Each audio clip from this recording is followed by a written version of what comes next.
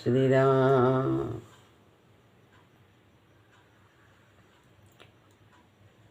गुरुर्ब्रह्मा गुरुर्विष्णु गुरुर्देव महेश्वरा गुरु साक्षात् परब्रह्म तस्मै श्री गुरुवे नमः। श्री राम।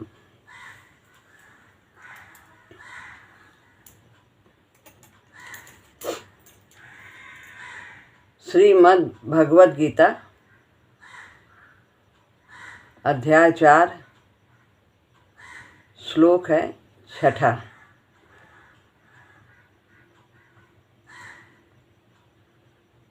अजोपि सन् व्ययात्मा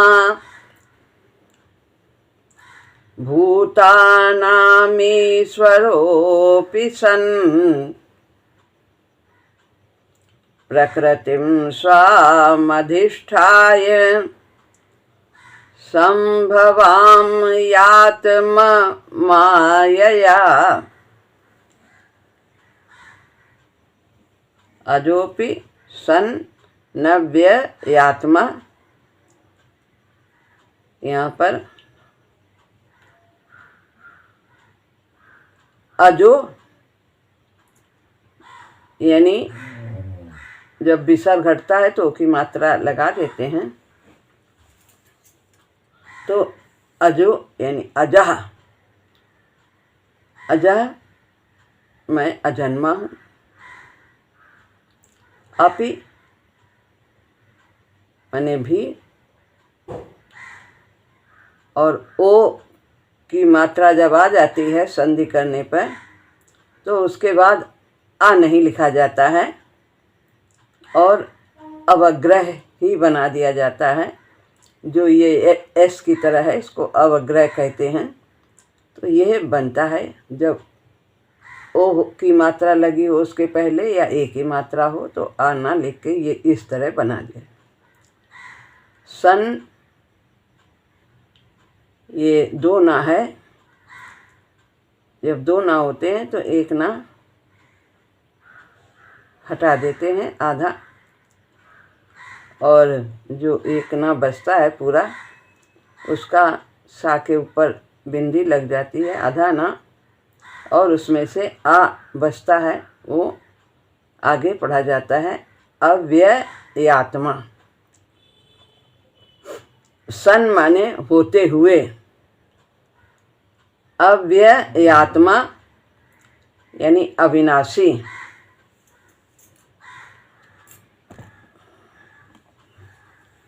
तो अव्ययात्मा जो अव्यय, कभी व्यय न हो, कम न हो, तो अविनाशी इसका तात्पर्य भगवान के लिए आता है। भूता नाम यानी संपूर्ण प्राणियों का, भूता नाम माँ है और माँ की बिंदी बन गई और उसके आगे ई की मात्रा है, तो ईश्वरो, तो ईश्वर ओ की मात्रा है तो विसर्ग उसमें आगे आ जाएगा, ओ की मात्रा हटा करके ईश्वरः, ईश्वर।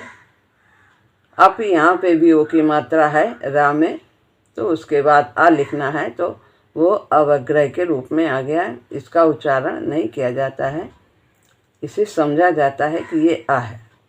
तो अपि माने भी, सन माने होते हुए, प्रकृतिम यानी प्रकृति को, स्वाम,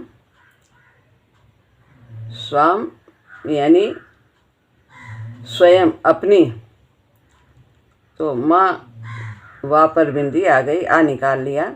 अधिष्ठाय आधीन करके, संभवामि यहाँ भी आधा माँ है और या है, तो ये आधा माँ और आधा या, इसमें माँ में माँ पहले है तो माँ में ई की मात्रा हो जाएगा। संभवामि यानी प्रकट होता हूँ। अब या में आ की मात्रा है तो आत्म माया, यानी अपनी माया से। मैं अजन्मा और अविनाशी स्वरूप होते हुए भी, भगवान कह रहे हैं कि मैं अजन्मा भी हूँ और अविनाशी और सभी प्राणियों का ईश्वर। तीन बातें हैं, अजन्मा, अविनाशी और सभी प्राणियों का ईश्वर होते हुए भी अपनी प्रकृति को अधीन करके अपनी योग माया से प्रकट होता हूँ। जन्म के बारे में बता रहे हैं कि सामान्य लोग कैसे जन्म लेते हैं और मैं कैसे प्रकट होता हूँ। पूर्व श्लोक में भगवान ने बताया कि मेरे और तेरे बहुत से जन्म हो चुके हैं। अब इस श्लोक में भगवान अपने जन्म की यानी अवतार की विलक्षणता का वर्णन करते हैं कि कैसा अवतार होता है मेरा, कितना विलक्षण होता है, सामान्य में और मुझ में क्या फर्क है। ये छठा श्लोक है, इसमें 6 बातों का वर्णन हुआ। अभी 3 बातें बताई हैं कि जो वो भगवान के लिए हैं कि भगवान कैसे हैं, अजन्मा है, अजा यानी अजन्मा है, अविनाशी हैं और सबके ईश्वर हैं। 3 बातें भगवान के लिए हैं और 2 बातें प्रकृति के बारे में बताएं कि प्रकृति को और अपनी योग माया को अधीन करके, जो ये 5 हो गई, तो प्रकृति और योग माया ये 2 बातें भगवान की शक्तियाँ हैं। तो शक्ति शक्तिमान से अलग कभी नहीं होती है। अग्नि में उसकी दाहिका और प्रकाशिका शक्ति को अलग नहीं किया जा सकता। तो इस प्रकार ये 2 बातें भगवान की शक्तियाँ हैं। और एक बात भगवान के प्रकट होने की बताई है। 6 बातें, मैं संभवामि माने प्रकट होता हूँ। तो इस तरह 6 बातों का इसमें वर्णन है। अजोपि सन अव्ययात्मा,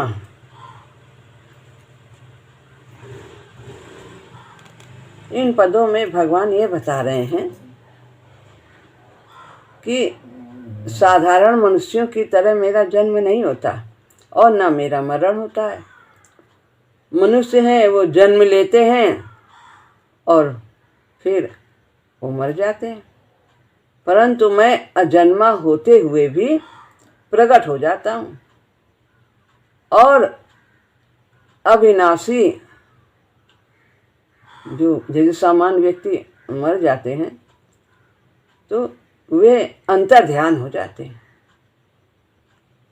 अविनाशी होते हुए भी मैं अंतर्ध्यान हो जाता हूँ। प्रकट होना और अंतर्ध्यान होना दोनों ही मेरी अलौकिक लीलाएं हैं। लौकिक लीलाएं सांसारिक लीलाएं होती हैं, अलौकिक लीलाएं वो अलौकिक होती हैं, वो आध्यात्मिक होती है, अध्यात्म जगत की होती है, वो अलौकिक होती है, सांसारिकता से अलग। संपूर्ण प्राणी जन्म के पहले अप्रगट थे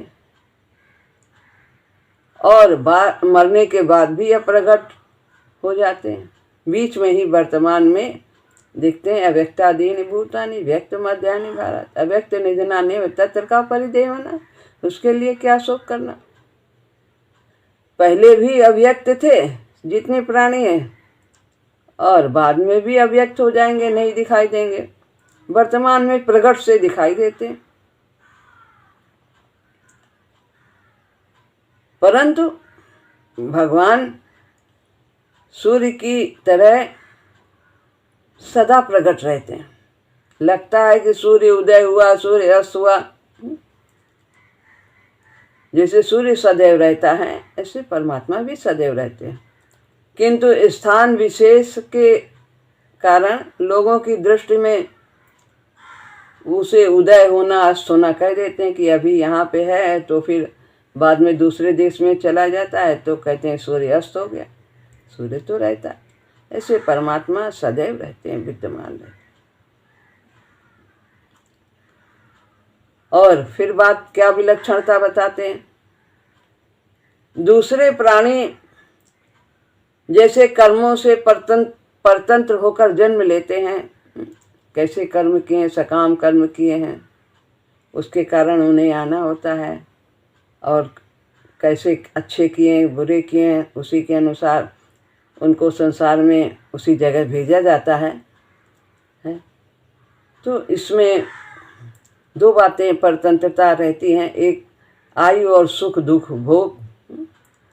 कर्मों की परतंत्रता से जन्म होने पर दो बातें रहती हैं, कितनी बड़ी आयु होगी और क्या सुख आएगा कि दुख आएगा, ये उनके कर्मों पर निर्भर है। आयु का मतलब है ये कि जब जितना लेना देना होता है किसी का उतने समय तक के लिए वो यहाँ रहता है, और जो प्रारब्ध समाप्त हो जाता है फिर वो यहाँ से चला जाता है। और बात क्या बता रहे हैं विलक्षणता जन्म की, सब जन्म के बारे में पूछा है। दूसरे लोग जन्मते हैं तो शरीर पहले बालक का होता है, छोटा होता है, फिर बड़ा होता है, युवा होता है, फिर वृद्ध होता है, और फिर बाद में मर भी जाता है।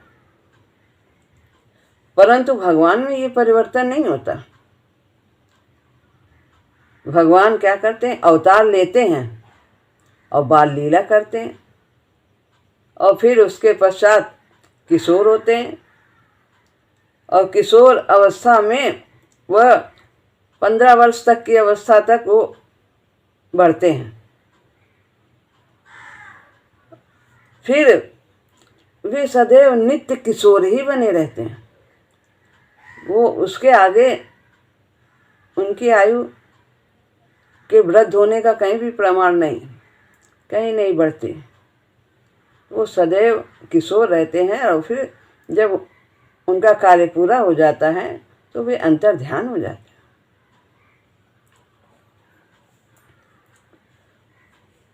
भूतानामीश्वरोऽपि सन्,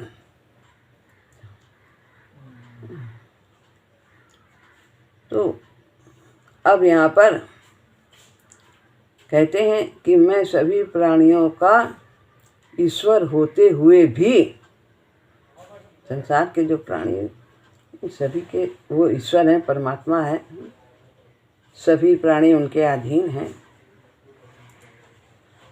प्राणी मात्र के एकमात्र ईश्वर यानी महान शासक रहते हुए भी भगवान अवतार के समय छोटे से बालक बन जाते हैं। परंतु बालक बनने पर भी उनकी जो ऐश्वर्य है, उनकी विलक्षणता, ईश्वरत्व वो बना रहता है। बालक होने पर देखिए छठी के दिन पूतना को मार डाला, जो उसका शरीर 2.5 योजन का और महान भयंकर था, 6 दिन में ही मार दिया। यदि उनमें ईश्वरत्व का भाव ना होता तो छठी के दिन पूतना को कैसे मार देते। भगवान ने 3 महीने की अवस्था में शकटासुर को मार दिया, 1 वर्ष की अवस्था में तृणावर्त को, और 5 वर्ष की अवस्था में अघासुर को मार दिया। इस तरह भगवान ने बाल्यावस्था में भी अनेक राक्षसों को मारा, और 7 वर्ष की अवस्था में गोवर्धन पर्वत उठा लिया। तो उनके लिए ये कोई बड़ी बात नहीं कि एक पर्वत, सारा ब्रह्मांड तो उन्होंने ही धारण किया। लेकिन इसकी महत्ता देखो, बताते हैं कि गोवर्धन धारण कर लिया, तो ईश्वरत्व तो उनका बना रहता है। संपूर्ण प्राणियों के ईश्वर होते हुए भी भगवान अवतार के समय छोटे से छोटे बन जाते हैं, और छोटा सा छोटा काम भी कर देते हैं। क्या किया छोटे से छोटा काम। सारे संसार के ईश्वर होते हुए भी उन्होंने अर्जुन का रथ हाँका, और रथ हाँकने पर भी उनकी विलक्षणता प्रकट होती है कि उन्होंने अर्जुन को गीता का उपदेश दिया। छोटे सारथी बनने पर भी उन्होंने उपदेश दिया। इस प्रकार भगवान ईश्वर होते हुए भी यदि वो छोटे बन जाते हैं तो भी उनका ईश्वरत्व नहीं जाता, वो उनकी शक्ति कार्य करती है। बड़े बड़े कार्य छोटे होते हुए भी उन्होंने किए। प्रकृतिम स्वामधिष्ठाय, इसका बताते हैं कि अपनी प्रकृति को अधीन करके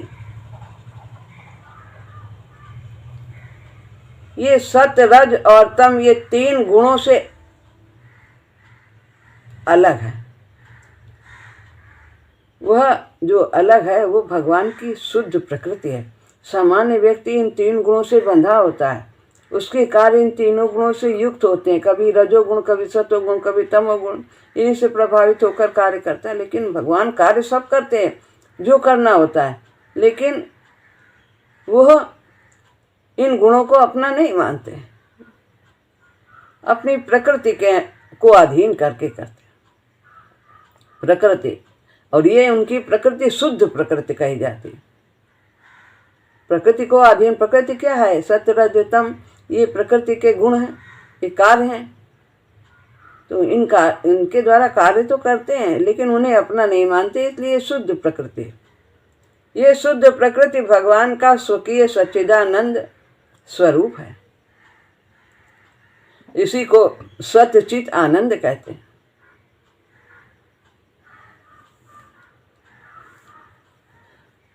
इसी को चिन्मय शक्ति, कृपा शक्ति नामों से कहते हैं। श्री राधा जी, श्री सीता जी आदि भी यही हैं।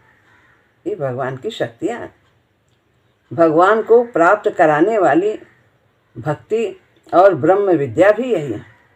ये भगवान की प्रकृति। कहते हैं प्रकृति भगवान की शक्ति है। जैसे शक्तिमान कहते हैं तो जो उसकी शक्ति है वो उससे अलग नहीं है। जो परमात्मा की शक्ति, ये जो प्रकृति है, ये भगवान से अलग नहीं है। जैसे अग्नि में दो शक्तियाँ रहती हैं, एक प्रकाश करने की और एक जलाने की। एक प्रकाशिका होती है और एक दाहिका होती है। प्रकाशिका शक्ति अंधकार को दूर करके प्रकाश कर देती है तथा भय भी मिटाती है, और दाहिका शक्ति जला देती है। तो ये मनुष्य में है सभी।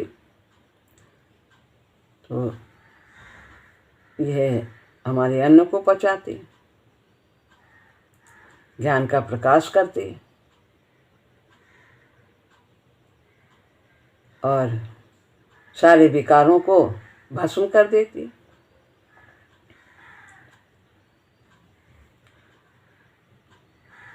जैसे दिया सलाई में अग्नि तो सदा रहती है पर उसकी प्रकाशिका और दायिका शक्ति छिपी हुई रहती है, ऐसे ही भगवान संपूर्ण देश, काल, वस्तु, व्यक्ति आदि में सदा रहते हैं पर उनकी शक्ति छिपी हुई रहती है। उस शक्ति को अधिष्ठित करके अर्थात अपने वश में करके उसके द्वारा भगवान प्रकट होते हैं। हर समय नहीं रहते, जब ज़रूरत होती है तब उस शक्ति को अपने अधीन करके भगवान अवतार लेते हैं, प्रकट होते हैं।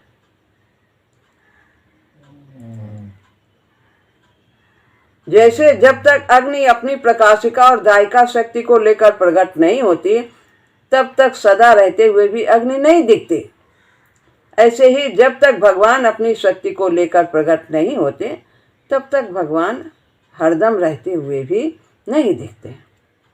रहते हैं, दियासलाई का उदाहरण दिया, डिब्बी में रहती है, सब कुछ उसमें शक्ति है, प्रकाश करने की भी, जलाने की भी, लेकिन जब आवश्यकता होती है तो उससे हम प्रकाश और दायिका का कार्य लेते हैं, प्रकट करते हैं।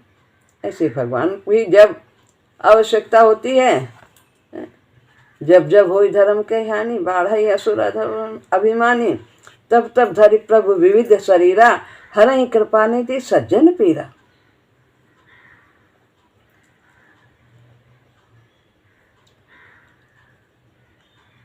राधा जी, सीता जी, रुक्मणी जी आदि सब भगवान की निजी दिव्य शक्तियां हैं। भगवान सामान्य रूप से सब जगह रहते हुए भी कोई कार्य नहीं करते। जब करते हैं तब अपनी दिव्य शक्ति को लेकर ही करते हैं। उस दिव्य शक्ति के द्वारा भगवान विचित्र विचित्र लीलाएं करते हैं। उनकी लीलाएं इतनी विचित्र होती हैं, अलौकिक होती हैं कि उनको सुन करके, उनको गा करके और उनको याद करके भी ये जीव पवित्र हो जाता है। भगवान की लीलाओं का गुणगान करने से ही हम पवित्र हो जाते हैं।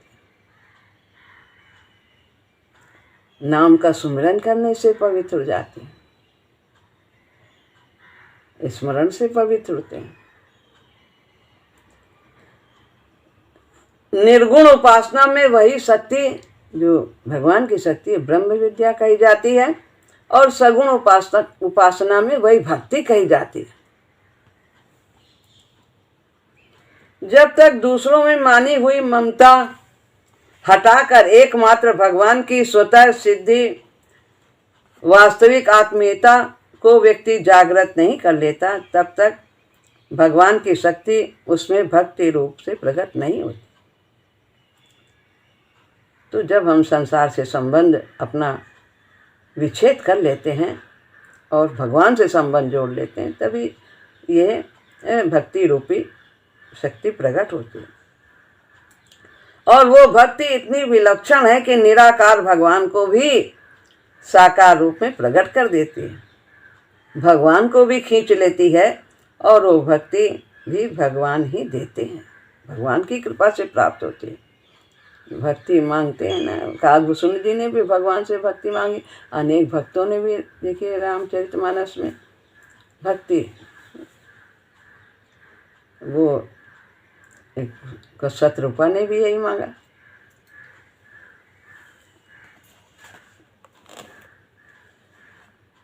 भगवान की भक्ति रूप शक्ति के दो रूप हैं, एक विरह और एक मिलन। तो विरह में व्यक्ति व्याकुल हो जाता है और भगवान प्रकट हो जाते हैं।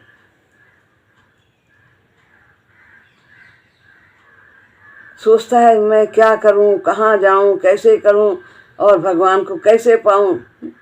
तो यह व्याकुलता सब पापों का नाश करके भगवान को साकार रूप में प्रकट कर देती है। व्याकुलता से जितना जल्दी काम बनता है उतना विवेकपूर्ण विचार किए से साधन से नहीं बनता।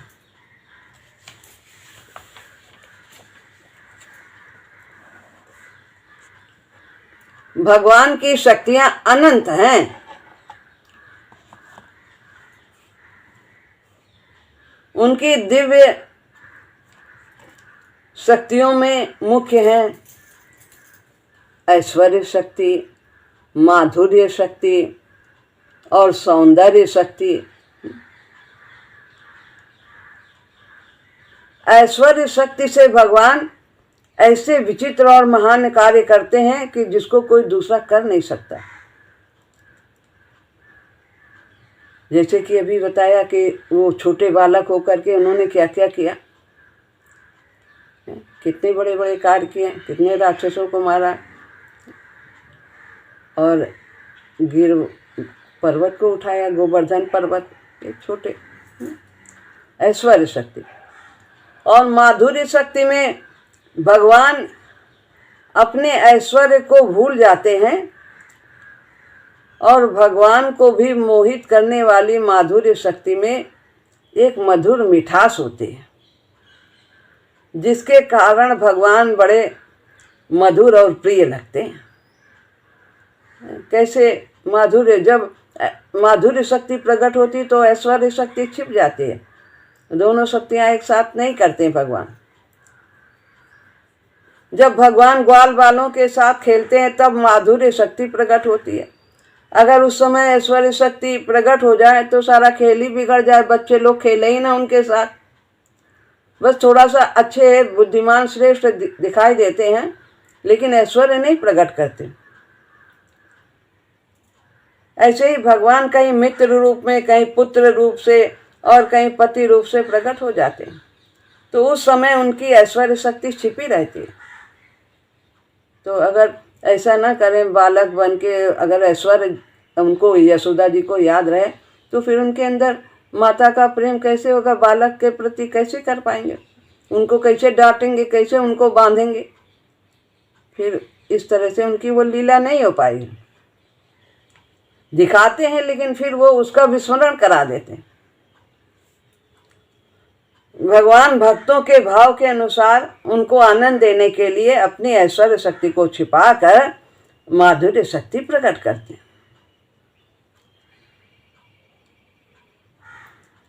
जिस समय माधुर्य शक्ति प्रकट रहती है उस समय ऐश्वर्य शक्ति प्रकट नहीं होती। जिस समय ऐश्वर्य शक्ति प्रकट रहती है उस समय माधुर्य शक्ति प्रकट नहीं होती। ऐश्वर्य शक्ति केवल तभी प्रकट होती है जब माधुर्य भाव में कोई शंका आ जाए। जैसे माधुर्य शक्ति के प्रकट रहने पर भगवान श्री कृष्ण बछड़ों को ढूंढते हैं। वो जब ब्रह्मा जी ले जाते हैं, अब वो लोग सोचते हैं कहाँ चले गए बछड़े हमारे, सब कहाँ चले गए। तब उन्हें अपनी ऐश्वर्य शक्ति को प्रकट करना पड़ा और बछड़ों को उन्होंने पता लगा लिया कि ब्रह्मा जी ले गए।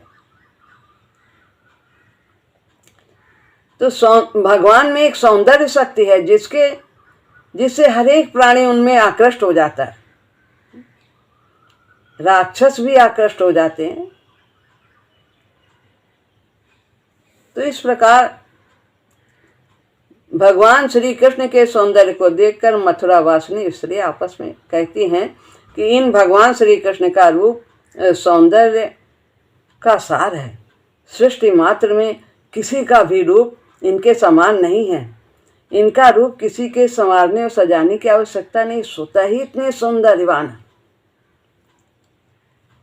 गोपियों ने पता नहीं कौन सा तप किया होगा कि सदा वो अपने नेत्रों से इनके रूप माधुरी का पान करती।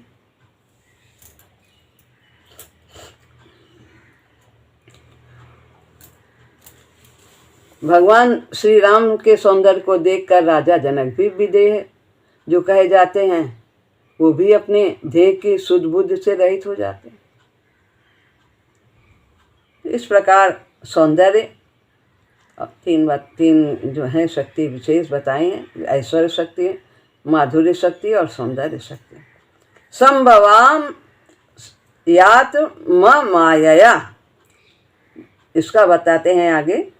जो मनुष्य भगवान से विमुख रहते हैं उनके सामने भगवान अपनी योग माया में छिपे रहते हैं। ना हम प्रकाशा सर्वस्व योग माया समावृता मूढ़ो अयम ना भी जानाति लोको माम जमभ्यम। भगवान सभी के लिए प्रकाशित नहीं होते, अपनी योग माया से ढके रहते। 7वें अध्याय में ये भगवान ने बताया। और साधारण मनुष्य जैसे ही दिखते हैं।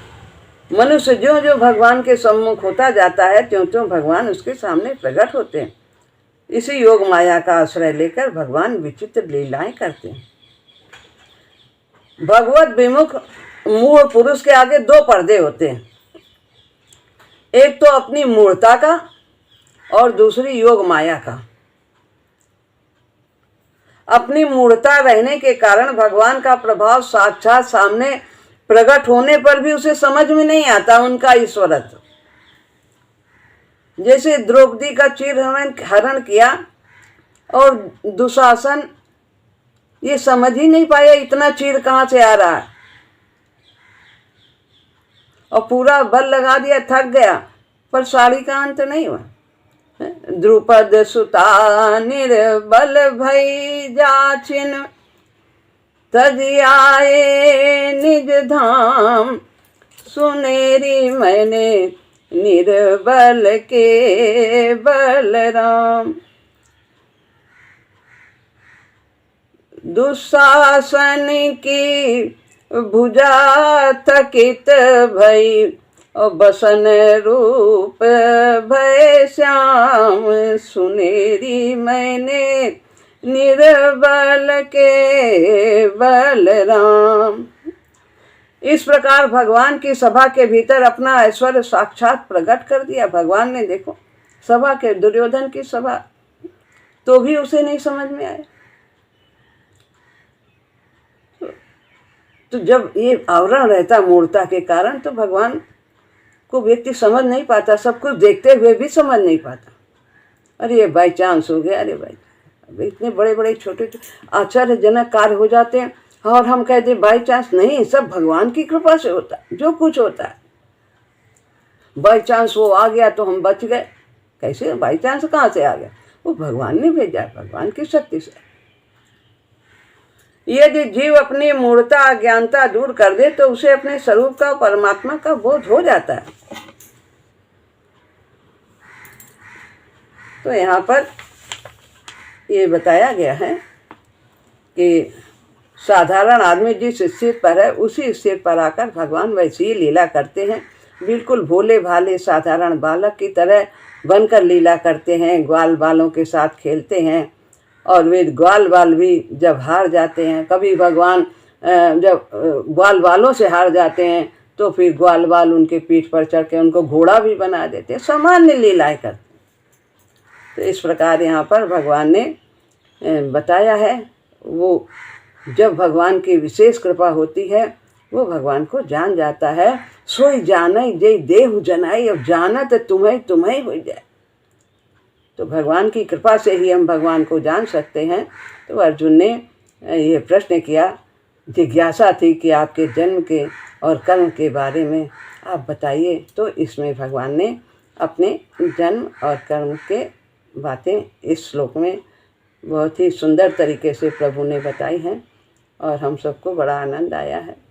इस तरह यह यहाँ पर ये श्लोक समाप्त होता है और आगे हम अगले सत्र में दूसरा श्लोक शुरू करें। राम।